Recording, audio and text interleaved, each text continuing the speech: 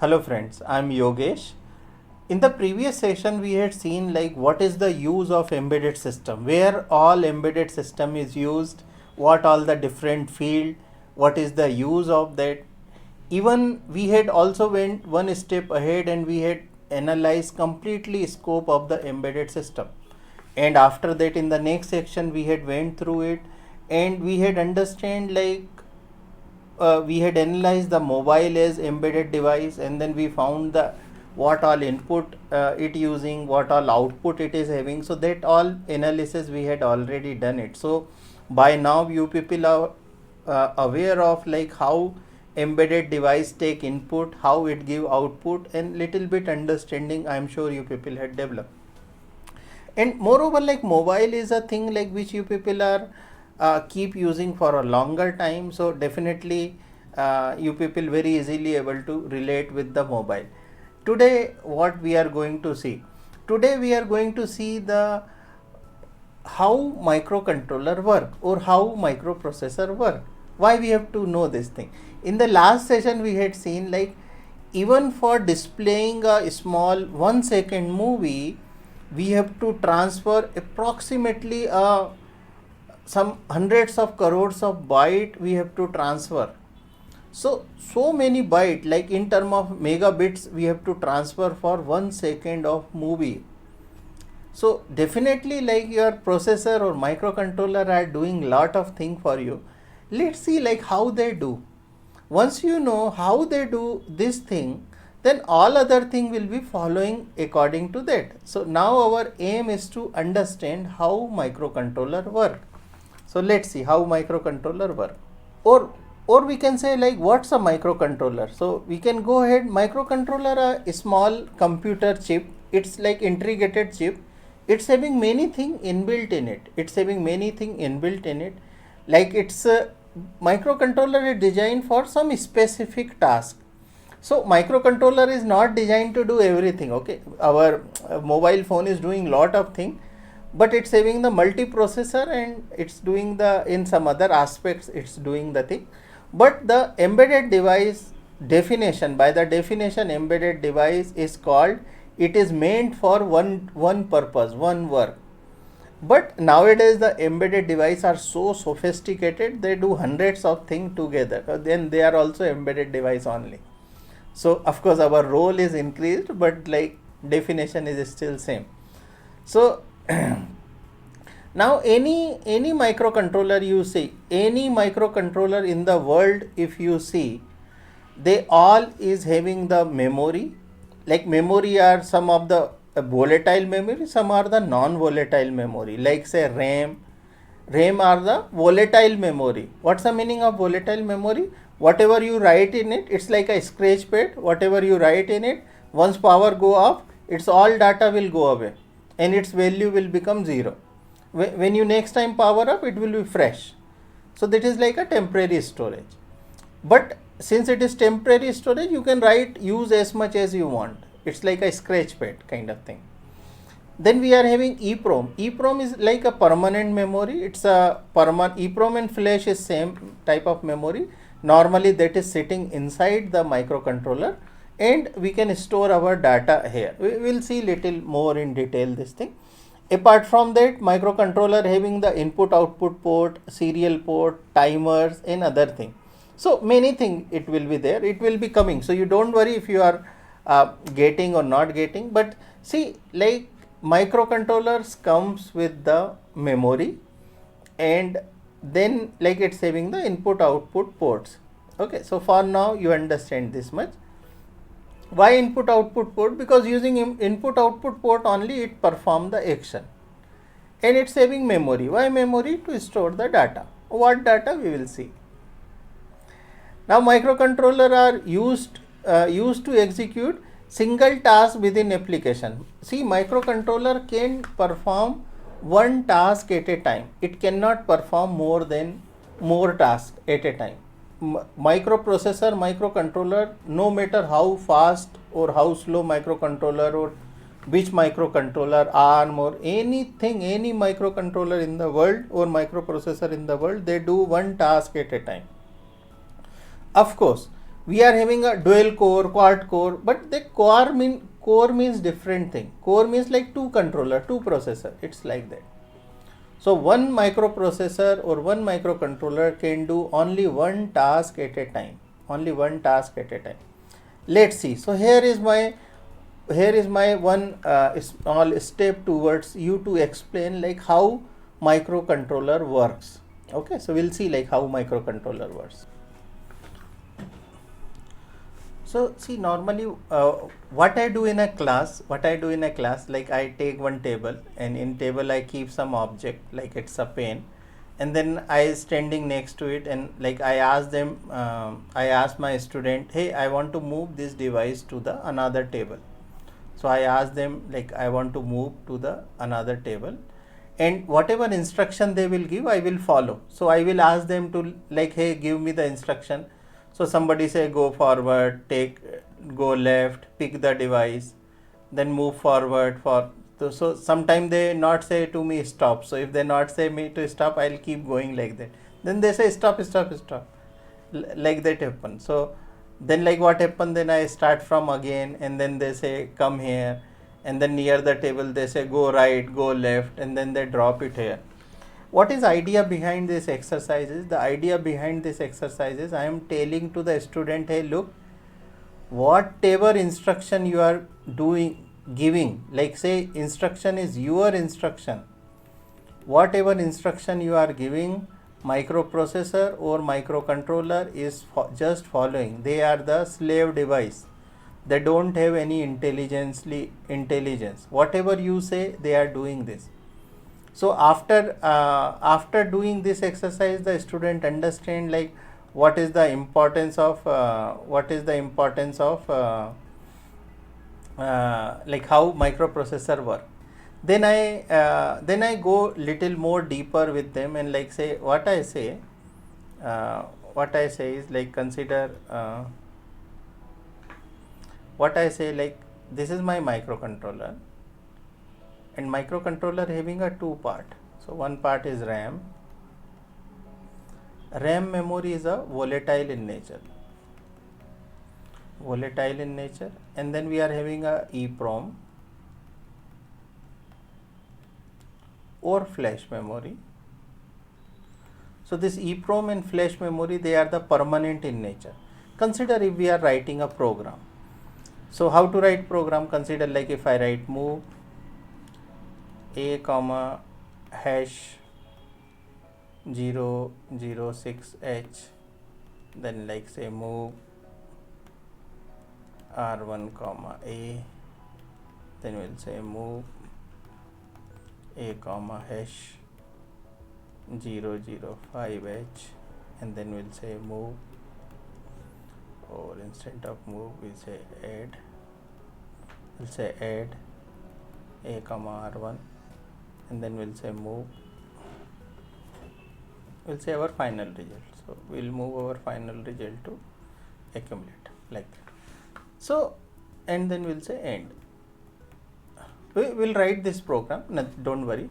So when we are compiling this program, or when we are assembling this program, what happen is this code is converted into some hex code it is converting. Okay, so this your compiler is doing for you. We will be going forward, we will show you how it's happening, but just for consider for this example, if I write 46, this instruction is converted 4606 for this. Consider like CB, consider this whatever code I am writing, it may not be correct. I am just writing for just to explain you.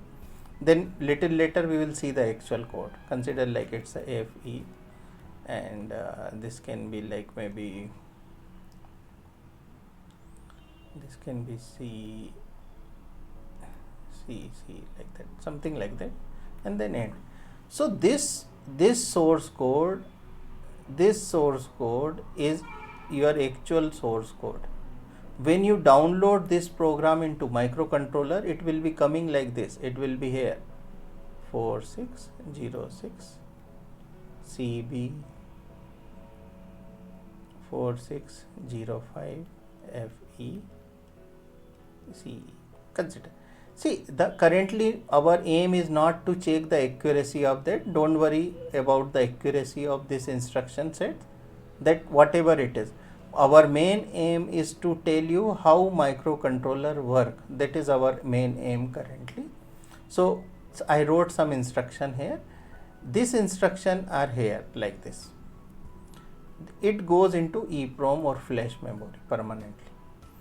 How microcontroller works is like, when if someone asks like how microcontroller work, in the RAM we are having one register called PC. PC is a program counter. Program counter.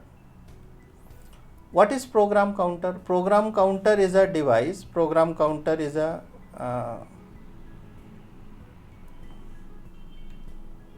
program counter is a device, like program counter is a register that hold the address of next executable instruction. It hold the address of next executable instruction. So program counter hold the address of next executable instruction.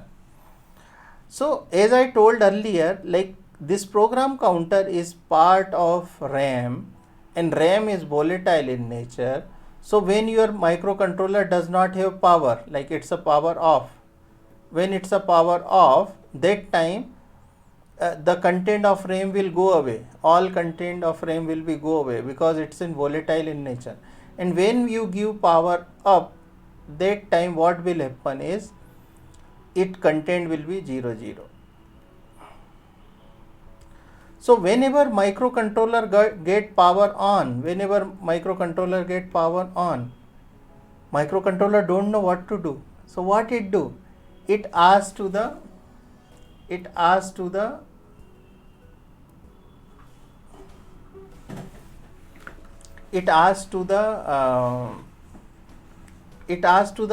program counter what to do. So program counter say, hey, go to 0 0. So what microcontroller do? It go to 0 0 location. So this memory location is a 0 0 location. So this memory location is a 0 0 location. This is 0 1, this is 0 2, this is 0 3, this is 0 4, 0 5, 0 6. This is the memory location. So program count microprocessor or microcontroller asks to program counter, hey, what to do? So the microprocessor says, then it says, it asks to program counter. Program counter says, hey, go to 0 0 location. So microcontroller go to 0 0 location, and it found there 4 6. Once it found there 4 6, what it do?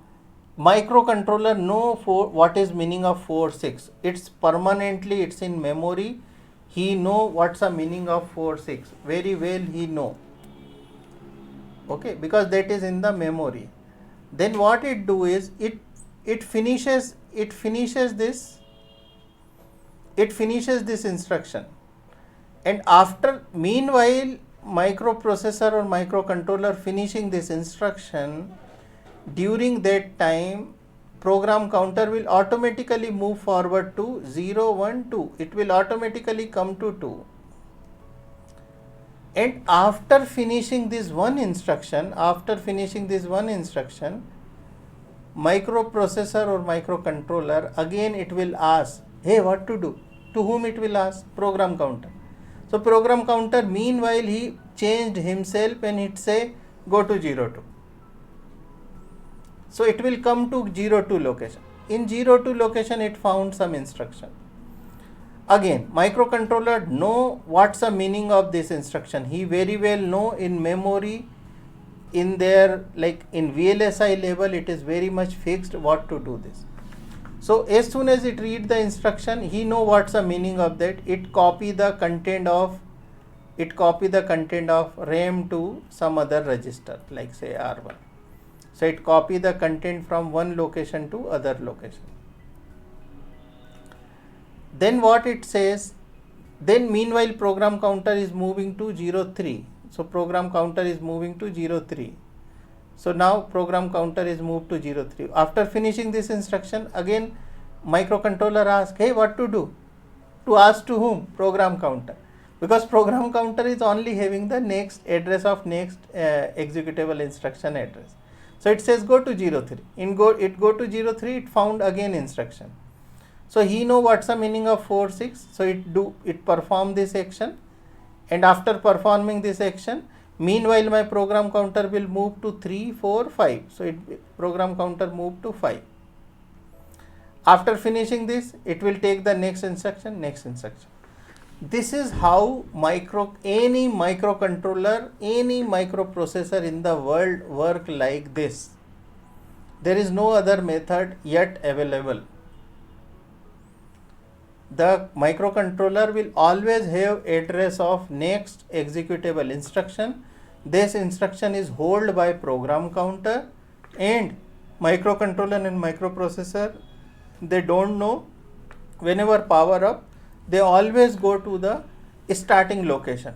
So that starting location, in this case, in this microcontroller, it always go to 0, 0, and in the 0, 0 they found the first instruction, then second instruction, then third instruction. Like that, one by one microcontroller execute the program.